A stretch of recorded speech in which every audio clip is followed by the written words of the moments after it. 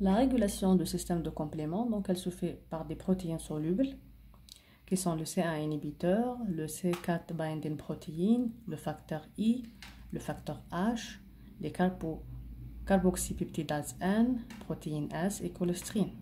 Elle se fait aussi par des protéines membranaires, telles que le CR1, ça veut dire Complement Receptor 1, donc le récepteur de complément numéro 1, qui est aussi le CD35, se fait aussi par le DAF ou le Decay Accelerating Factor, qui est le CD55, se fait aussi par le MCP, qui est Membrane Cofactor Protein, et c'est donc une faute de frappe, c'est factor protein, qui est le CD46, se fait aussi par le CD59. Et ces protéines, tous ces protéines, qu'ils soient libres ou la membranaire, leur but c'est d'empêcher l'activation, donc l'activation des différentes voies de complément, de limiter l'activation des différentes voies de complément, limiter l'activation des anaphylotoxines et de contrôler la formation de MAC ou le complexe majeur, le complexe d'attaque majeur.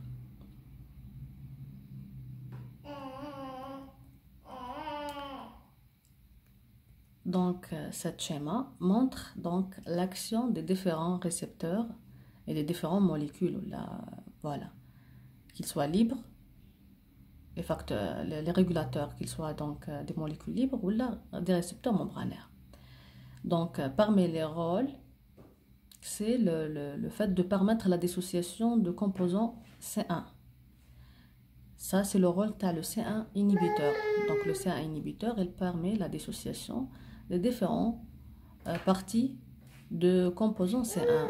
Donc, il va dissocier le C1Q à le pair de C1R, C1S. Donc, parmi les rôles, c'est la dissociation de C1, voilà, par le C1 inhibiteur en C1Q et de pair C1R, C1S. Une fois il est dissocié, donc il est inactif. Donc, parmi le rôle aussi, tu as les régulateurs. C'est la dissociation de ces trois convertases, qu'ils soient la C3 convertase classique ou la C3 convertase alterne. Donc, la dissociation ou la dissociation et la désactivation de C3 classique, elle se fait par le DAF, ou la Decay Accelerating Factor, se fait par le récepteur de complément C1 et se fait par le C4 Binding Protein, qui va dissocier donc le C3 convertase classique en C4b, C2a. Le C3 convertase de la voie alternative, donc il va subir la dissociation par aussi le DAF, ça veut dire le Decay Accelerating Factor, par le C1R1 comme le C3 convertase classique. Ici, la différence, c'est le facteur H. Il va le dissocier en C3b, BB. C'est ce 3b, donc, qui libérait le C3b, ce C3b ou le C4b, qui sont déjà des facteurs donc, activés. Ils vont donc subir la désactivation par le facteur I et ses différents cofacteurs. Donc le facteur I, avec ses cofacteurs, ou les le MCP, pour Membrane Cofactor Protein, le CR1, le facteur H pour le C3b, et donc il va permettre donc la dégradation de C3b, qui est donc dans sa forme active, en C3b inactive, C3c, C3dg. Essentiel, les trois sont donc des produits de dégradation dans le C3b. C'est des éléments donc inactifs de complément. Le C4b, il va subir aussi donc la désactivation et la dégradation par le facteur I avec ses cofacteurs, le MCPO. Comme le C3b, donc le cofacteur c'est le MCP, le C1R, mais là, la différence c'est le C4b, BP.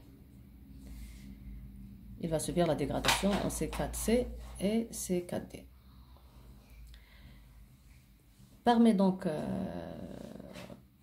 le rôle de la régulation, c'est d'inhiber la lyse. Inhiber la lyse. L'inhibition de la lyse par le complexe majeur, le complexe d'attaque majeur, elle se fait donc par la protectine, qui est la CD59, par la vitronectine, par le S-protéine, qui vont donc empêcher la liaison de C9 aux différents facteurs de complexe d'attaque. Donc, ils vont empêcher la liaison de C9 au C8 et par conséquent, ils vont inhiber sa polymérisation. Et donc, par conséquence, l'inhibition de formation de MAC. Et comme résultat, il n'y a pas de lyse. Aussi, donc, on peut donc désactiver les anaphylatoxines une fois qu'ils font leur action. Donc, ils doivent subir donc la désactivation, c'est par leur clivage. Les anaphylatoxines, donc C3A et le C5A, ils vont subir donc le clivage par les différents carboxypeptidases M, B et R, qui vont donc les dégrader en C3A désarginisé et C5A désarginisé.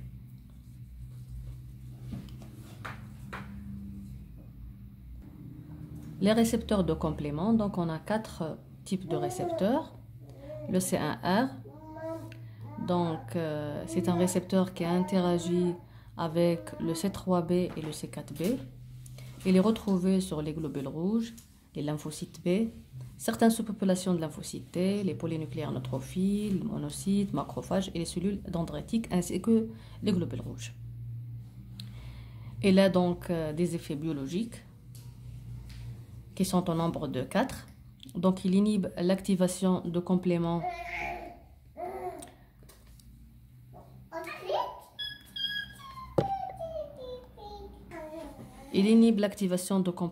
en contrôlant le CS3 et 5,5 convertase, classique et alterne. Donc, on a vu ça dans la partie de régulation. Il participe à la clairance des complexes éminents, tous les complexes éminents qui portent le C3b. On va voir ça dans la partie de fonction. Il permet aussi l'opsonisation, donc ce qui va permettre donc la phagocytose par les macrophages et les polynucléaires. Il participe aussi à la régulation de la réponse immunitaire par la régulation de la production d'immunoglobulines par liaison aux lymphocytes, ainsi que la production de lymphocytes mémoire par liaison aux cellules dendritiques. Le CR2, donc il a comme ligand le C3DG et le C3D, ainsi que le virus d'Epstein-Barr. Il n'est retrouvé que sur les lymphocytes B et les cellules dendritiques folliculaires, qui se trouvent donc dans les follicules primaires ou secondaires. Le CR2, donc, sa fonction, c'est de réguler la réponse immunitaire par l'activation des lymphocytes B. L'activation de lymphocytes B aussi, il va donc entraîner l'induction des lymphocytes B mémoire par liaison aux cellules dendritiques. On va voir ça aussi on va parler un peu de ça dans la partie de fonction. On va voir aussi ça dans le cours de lymphocytes B. Le C3 et le C4, donc il appartient à la famille des molécules d'adhésion cellulaire, exactement les intégrines. Il fixe le fragment C3BI, donc leur ligand c'est le C3BI. Ils sont retrouvés donc sur la surface, donc ils ont exprimé sur la surface des cellules phagocytaires, qu'ils soient donc monocytes, macrophages, polynucléaires neutrophiles et les cellules folliculaires dendritiques. Il intervient dans les phénomènes d'opsonisation et de phagocytose pour les particules et les cellules recouvertes par le C3BI. On va voir ça dans la partie fonction. Donc, les fonctions biologiques du système de complément. Donc, la première fonction qui est indépendante de la liaison à un récepteur, c'est la lyse d'agents pathogènes. Donc, c'est la seule action de complément qui ne fait pas intervenir une liaison à un récepteur. Elle se fait par le biais de MAC, qui est le complexe d'attaque membranaire, qui va entraîner donc la lyse osmotique des agents pathogènes directement. Le complément aussi, il a un rôle dans l'inflammation par la libération des fragments de faible poids moléculaire qui surviennent donc de la protéolyse de C3 et C5, exactement le C3A et le C5A qui sont nommés les anaphylotoxines. Donc on va voir ça dans le cours d'inflammation, donc on va voir leur rôle majeur dans l'inflammation, mais il faut savoir qu'ils mènent au recrutement des leucocytes, au site donc, de l'inflammation, le site de l'infection, donc par un phénomène appelé le chimiotactisme. Donc il participe à l'attraction des cellules leucocytaires au site d'inflammation. Il induisent donc la contraction des cellules musculaires lisses, la vasodilatation, la libération d'histamine, la dégranulation des basophiles et mastocytes. Et leur effet est médié bien sûr par l'interaction à leurs récepteurs spécifiques. Donc il agit sur ces cellules par la liaison à leurs récepteurs spécifiques qui sont le C3A récepteur et le C5A récepteur. La troisième fonction du système de complément, c'est l'opsоnisation et la phagocytose. Donc la déposition des fragments de compléments, qu'ils soient donc le C3B, le C4B ou les fragments inactivés tels que les C3BI, le C3C, le C3DG, ou la liaison de C1Q ou le MBL sur la surface donc activatrice. Sur la surface donc activatrice, fait un phénomène d'opsonisation. Et cette opsonisation, donc, il va mener à la reconnaissance de ces opsonines par les récepteurs spécifiques sur la cellule phagocytaire, ce qui va permettre la phagocytose de ces micro-organismes. Donc, HADA, c'est un micro-organisme. Donc, sur ces micro-organismes, il y a la déposition, tu as le C3B, le C4B, tu as les fragments inactivés, tu as le C3B. Il y a aussi l'activation, la liaison, tu as le MBL sur les parties carbohydrates de ce micro-organisme. Il y a aussi la liaison, tu as le C1Q qui est reconnu, donc le complexe humain, anticorps, antigène. Tout ça, donc, vont jouer le rôle d'opsonine. Donc, les cellules phagocytaires qui expriment les récepteurs à ces opsonines. Ici, l'image montre les récepteurs à les opsonines. Donc, il y a le CR, le CR3, le CR4, le CR récepteur qui est reconnu, donc, le sign récepteur qui est reconnu la partie C1Q, etc. Tous ces récepteurs, donc, une fois qu'ils reconnaissent ces complexes humains, antigènes, anticorps, ils vont donc déclencher le phénomène de phagocytose. Il faut savoir aussi que l'opsonisation donc, peut être aussi jouée par les immunoglobulines.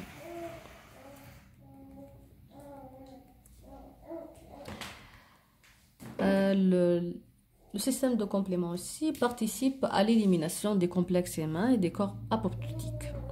Comment?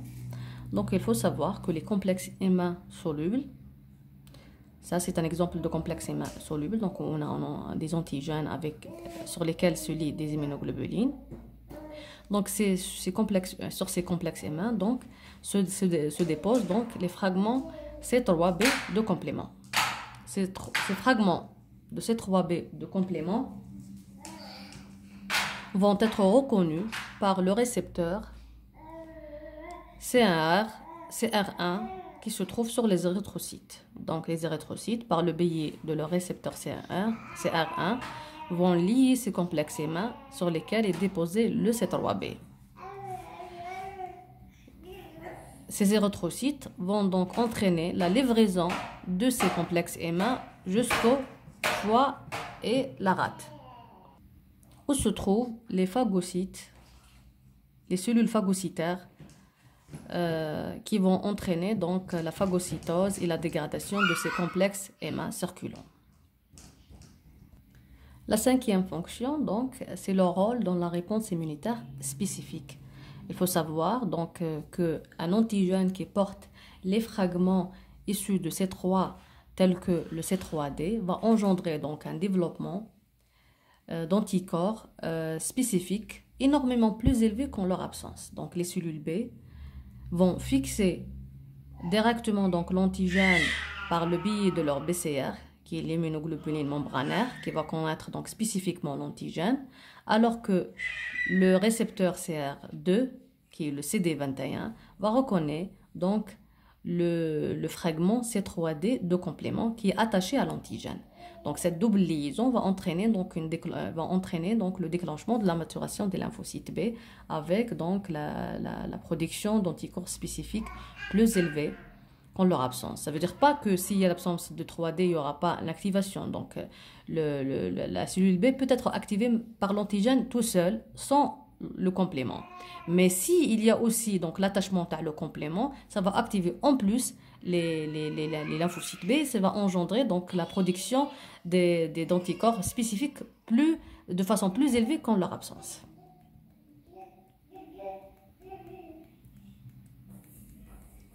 Ça, c'est un schéma récapitulatif qui montre donc les différents composants de compléments et leurs différentes actions, donc l'opsonisation avec la phagocytose, les anaphylatoxines et leur rôle dans l'inflammation, la lyse des micro-organismes par le complexe d'attaque membranaire, etc.